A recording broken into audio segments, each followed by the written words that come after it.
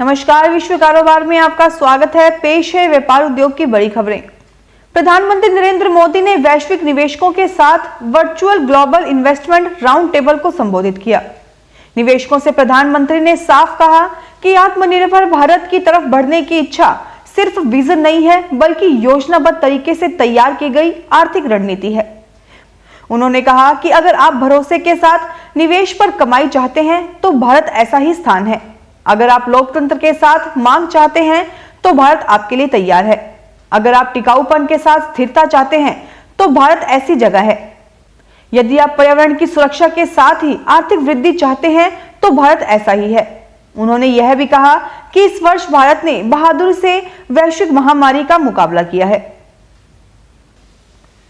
WhatsApp ने शुक्रवार को कहा कि उसने national payments corporation of India से अनुमति पाने के बाद भारत में अपनी भुगतान सेवाओं की शुरुआत की है। फेसबुक के स्वामित्व वाली कंपनी ने 2018 में भारत में अपनी यूपीआई आधारित भुगतान सेवा का परीक्षण शुरू किया था, जो उपयोगकर्ताओं को धनराशि भेजने और पाने के लिए मैसेजिंग प्लेटफॉर्म का उपयोग करने की अनुमति देती है। यह परीक्षण करीब 10 लाख उपयोगकर्ताओं के बीच किया गया, क्योंकि इसके लिए नियामक मंजूरियों का इंतजार था।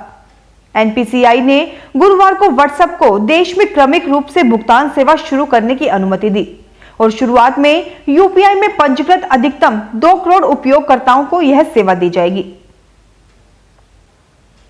सहकारी संस्थान नेफेड ने शुक्रवार को कहा कि उसने 15,000 टन आयातित प्याज की आपूर्ति के लिए आदेश जारी किए हैं और इस संबंध में बोलीदाताओं को अंतिम रूप दे दिया गया है। नेफेड ने कहा कि इससे घरेलू बाजार में उपलब्धता बढ़ेगी और कीमतें काबू में रहेंगी। नेफेड ने आगे कहा कि आयातित प्याज बंदरगाह शहरों से वितरित किया जाएगा, इसलिए तेजी से आपूर्ति सुनिश्चित करने के लिए राज्य सरकारों से पूछा गया है कि उन्हें कितनी मात्रा में प्याज चाहिए। नेफेड ने आयातित प्याज की अतिरिक्त आपूर्ति के लिए नियमित निविदा जारी करने की योजना बनाई है। एक आधिकारिक बयान के मुताबिक कल नेफेड को तूतीकोरिन और मुंबई में आपूर्ति के लिए जारी निविदाओं के लिए अच्छी प्रतिक्रिया मिली। नेफेड ने कल शाम से ही सफल बोलीदाताओं को अंतिम रूप दे दिया ताकि बाजार में समय पर आपूर्ति हो सके। महाराष्ट्र सरकार ने कोरोना वायरस महामारी को फैलने से रोकने के लिए इस साल दिवाली में लोगों से पटाखे नहीं जलाने की अपील की है। राज्य सरकार ने दिवाली के लिए गाइडलाइंस जारी की है। उद्धव सरकार ने कहा कि कोरोना वायरस संक्रमण की वजह से जिस तरह के बाकी त्योहार सादगी से मनाए गए, वैसे ही दिवाली का त्योहार भी सादगी से मनाया जाए। दिवाली के लिए जारी गाइडलाइंस के मुताबिक सरकार ने वायु प्रदूषण और ध्वनि प्रदूषण को कम करने के लिए पटाखे नहीं जलाने के निर्देश दिए हैं। सुप्रीम कोर्ट ने शुक्रवार को टेलीकॉम रेगुलेटर ट्राई की मांग के पक्ष में फैसला सुनाया है। टेलीकॉम रेगुलेटर ने सुप्रीम कोर्ट में याचिका दायर करके भारतीय एयरटेल और वोडाफोन आइडिया को उनके हर सेगमेंट के टैरिफ शुल्क और कुछ ग्राहकों के स्पेशल ऑफर की जानकारी मांगी थी। सुप्रीम कोर्ट ने आज के इस फैसले में ट्राई की इस मांग को सही ठहराते हुए टेलीकॉम कंपनियों को जानकारी मुहैया कराने को कहा है। 3 जजों के इस बेंच की अगुवाई चीफ जस्टिस एस.ए. बोबडे कर रहे हैं। उन्होंने अपने फैसले में कहा कि टेलीकॉम कंपनियों से जानकारी लेना ट्राई के अधिकार क्षेत्र में है। सुप्रीम कोर्ट ने पाया कि ट्राई जो जानकारियां मांग रहा है वह पारदर्शिता के लिए जरूरी है और पहली नजर में यह गलत नजर नहीं है।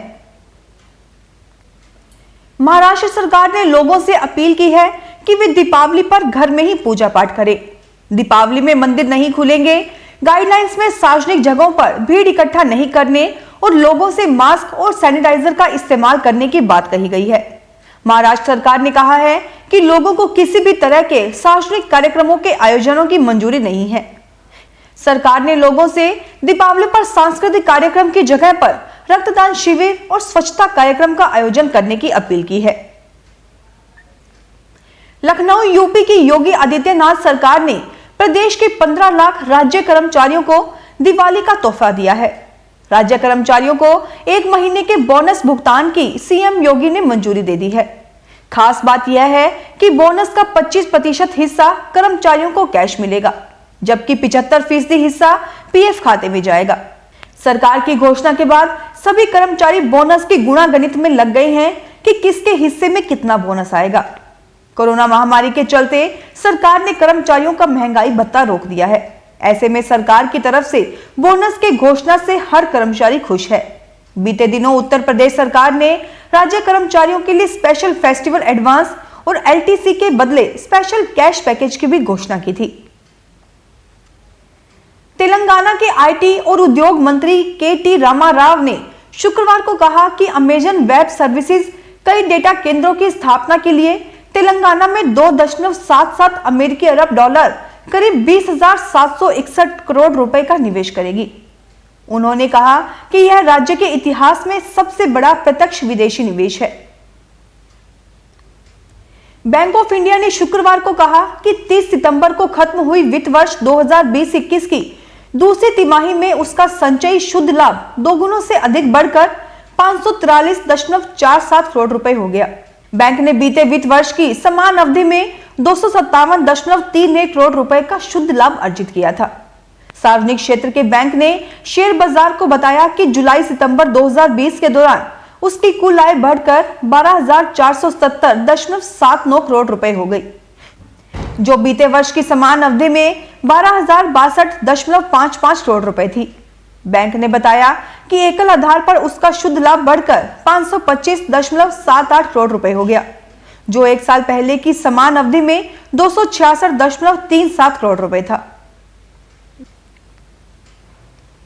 बैंकों और वित्तीय संस्थानों को राहत देते हुए उच्चतम न्यायालय ने कहा कि जिला मजिस्ट्रेटों को डिफाल्टर ऋण धारक की गिरवी रखी परिसंपत्तियां कुर्क करने का अधिकार देने वाले सरफेसी कानून के प्रावधान की प्रकृति अनिवार्य नहीं बल्कि निर्देशात्मक है। न्यायालय ने कहा कि सरकारी अधिकारियों के स्तर पर हुई देरी का नुकसान बैंकों को नहीं उठाने दिया जा सकता। उल्लेखनीय है कि वित्तीय परिसंपत्तियों का प्रतिभूतिकरण और पुनर्गठन एवं प्रतिभूति हितों का प्रवर्तन कानून की धारा 14 जिला मजिस्ट्रेट को किसी ऋण धारक के चूक करने पर गिरवी रखी गई परिसंपत्तियों को कुर्क कर 30 दिन के भीतर संबंधित बैंक या वित्तीय संस्थान को देनी होती है। इस अवधि को लिखित कारण देने के बाद 60 दिन तक बढ़ाया जा सकता है। फिलहाल इस बुलेटिन में इतना ही, फिर हाजिर होंगे और बड़ी खबरों के साथ।